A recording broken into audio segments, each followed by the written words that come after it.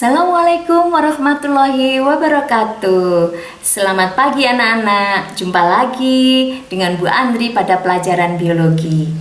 Pada kali ini Bu Andri akan membahas pertanyaan-pertanyaan yang kalian sampaikan melalui grup WhatsApp. Oke, apa itu? Yang pertama akan saya bahas di sini adalah pertanyaan yang disampaikan oleh kelas 12 MIPA 10. Yang pertama adalah mengapa dalam proses sintesa protein rangka bacanya harus dari 53? Oke, anak-anak,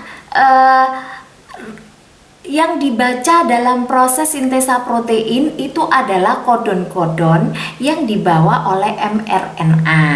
Kita tahu mRNA itu proses pemanjangannya adalah dari arah 5 ke 3. Jadi kalau begitu urutannya ya dari 5 ke 3. Nah kalau dibalik bagaimana Bu? Tidak boleh. Nah kenapa Ibu? Karena ini ada hubungannya dengan struktur dari nukleotida. Awas diingat lagi, struktur nukleotida itu terdiri dari gugus fosfat, ribosa, dan basa nitrogen. Nah syarat yang paling penting di sini adalah gugus fosfat itu harus berikatan dengan atom C nomor 5 dari gula ribosa. Nah kalau nanti terjadi proses pemanjangan nukleotida, maka nukleotida yang baru akan bergabung dengan atom C nomor 3 pada gula ribosa dari nukleotida yang ada di depannya. Nanti yang baru lagi datang akan nyambung lagi di atom C nomor 3. Jadi kalau begitu urutannya bagaimana? Urutannya harus dari 5, 3. Nanti pembaca kodon juga harus begitu, dari arah 5 ke 3. Tidak boleh sebaliknya. Oke? Ya, baik. Pertanyaan yang kedua. Pertanyaan yang kedua adalah apakah rantai template itu selalu rantai 35? Oke anak-anak, kadangkala pada soal itu rantai template tidak diberi arah. Kalau tidak diberi arah, kalian bisa langsung membaca dari kiri ke kanan seperti kebiasaan kita kalau kita menulis. Tapi kalau nanti diberi arah, maka kita harus hati-hati. Rantai yang menjadi template itu tidak selalu 35 atau 53, tidak ya. Bisa 35, bisa 53. Karena apa? Karena yang namanya DNA itu adalah struktur yang 3 dimensi. Sehingga kalau misalnya ini ada rantai DNA, kalau saya lihat dari arah saya, maka 53 itu bisa 5 di sini, 3 di sini. Tapi kalau sekarang posisinya ada di arah yang berlawanan, maka nanti jadi kebalik, ya kan?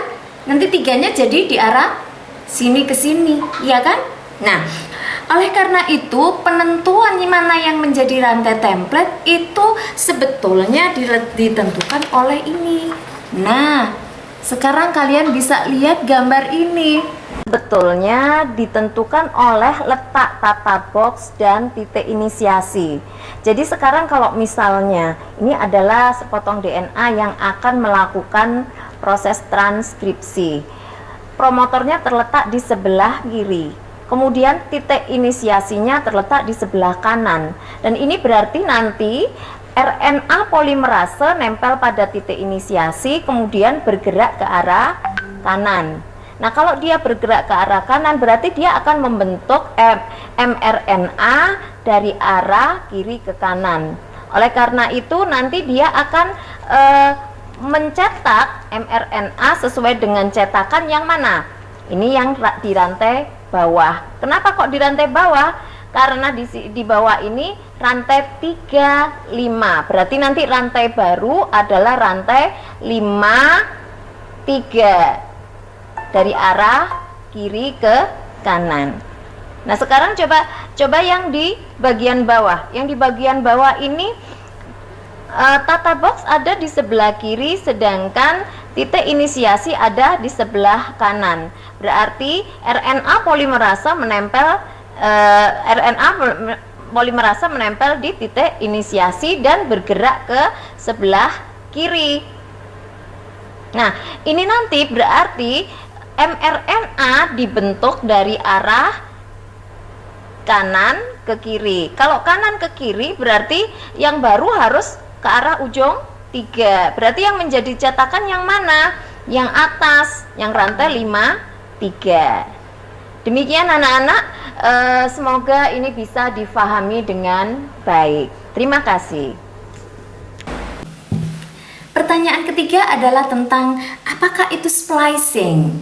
Oke, apakah itu splicing? Splicing itu adalah proses yang dilakukan terhadap RNA-M. Jadi kalau pada DNA pada sel prokariotik, RNA-M yang terbentuk setelah transkripsi ini bisa langsung ditranslasikan menjadi protein. Akan tetapi kalau pada sel eukariotik ini harus melalui proses splicing dulu. Karena apa? Karena di dalam mRNA yang terbentuk, mRNA yang terbentuk ini masih terdapat kodon-kodon yang tidak bisa diterjemahkan menjadi protein. Nah, nanti akan ada dua macam nukleotida. Ada yang bisa diterjemahkan, ini yang dinamakan dengan ekson, dan yang tidak bisa diterjemahkan ini disebut dengan intron. Nah, yang tidak bisa diterjemahkan ini nanti dipotong, dibuang, kemudian ekson-ekson yang pendek-pendek ini, yang terpotong-potong ini nanti disatukan. Nah, proses pembuangan intron dan penggabungan kembali ekson itulah yang disebut dengan proses splicing. Dan jangan lupa bahwa nanti setelah proses splicing ada proses pemberian tanda. Pemberian tanda diberi topi dan diberi ekor. 5 aksen GTP topinya, kemudian ekornya adalah AAAA, polietil. Ya. Baik, pertanyaan keempat anak-anak, di sini ditanyakan samakah primer dengan promotor? Oke, hampir sama tapi berbeda. Ya, kalau primer itu adalah sepotong RNA yang bertugas untuk memulai proses replikasi DNA. Tapi kalau promotor itu daerah pada DNA yang ditandai dengan adanya pasangan basa nitrogen TAA, ya, tata box. Itu nanti promotor akan menempel di situ, kemudian ini akan menjadikan petunjuk bagi RNA polimerase untuk mencari titik inisiasi, di mana titik inisiasi itu letaknya kira-kira 25 nukleotida dari promotor ini, di arah kiri atau di arah kanan. Demikian.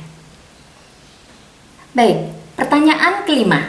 Pertanyaan kelima adalah